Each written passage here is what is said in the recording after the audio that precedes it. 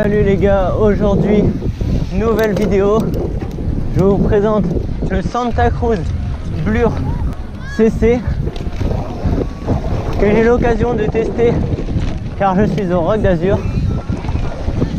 Donc je vais vous partager plutôt mon expérience sur le vélo pour que vous voyez un peu que ça fait de rouler sur un vélo à plus de 9000 €.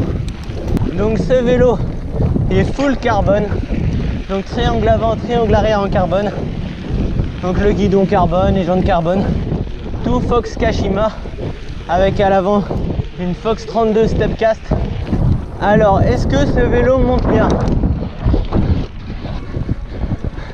Comme vous pouvez voir, vu qu'il avoisine les 10 kg, ce vélo grimpe super bien avec son système de suspension spécifique à Santa Cruz. Vous voyez, c'est un cross-country 100 mm, mais on peut quand même sauter et se faire plaisir.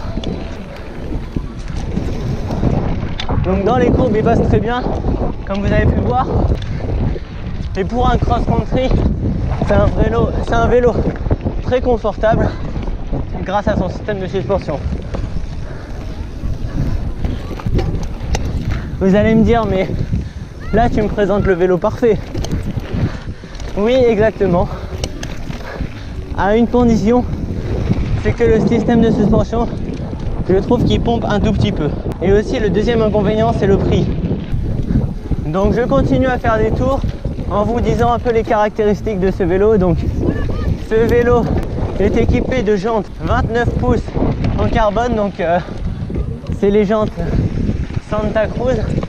Elles sont vraiment très solides. L'inconvénient, encore une fois, chez Santa Cruz, c'est que ces jantes valent aux environs de 2000 €, ce qui est vraiment très cher, mais c'est le prix pour avoir des très bonnes jantes. Tout à l'heure, je parlais de l'anti-pompage qui n'était pas super vraiment, mais ce vélo est équipé, comme chez Scott, d'un bouton qui verrouille les deux suspensions en même temps. Au niveau de la position du vélo, je trouve qu'elle est très confortable pour un cross-country. C'est comme sur mon inner, on se sent très à l'aise.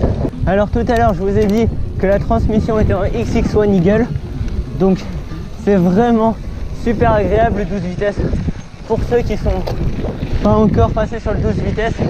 Bon, moi je suis pas passé sur le 12 vitesses, mais je vous conseille vraiment de passer sur le 12 vitesses, c'est très agréable. Cette transmission est vraiment très agréable, donc si vous avez l'argent pour dépenser 1200 € dans une transmission de VTT, je vous la conseille.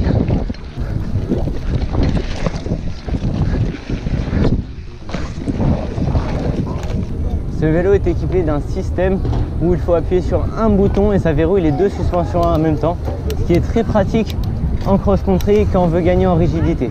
Donc est-ce que je conseille ce vélo? Donc vraiment pour ceux qui ont de l'argent et qui sont à fond dans le cross-country, non, je le conseille pas vraiment parce que on peut acheter des vélos beaucoup moins chers et qui sont beaucoup plus efficaces dans une course.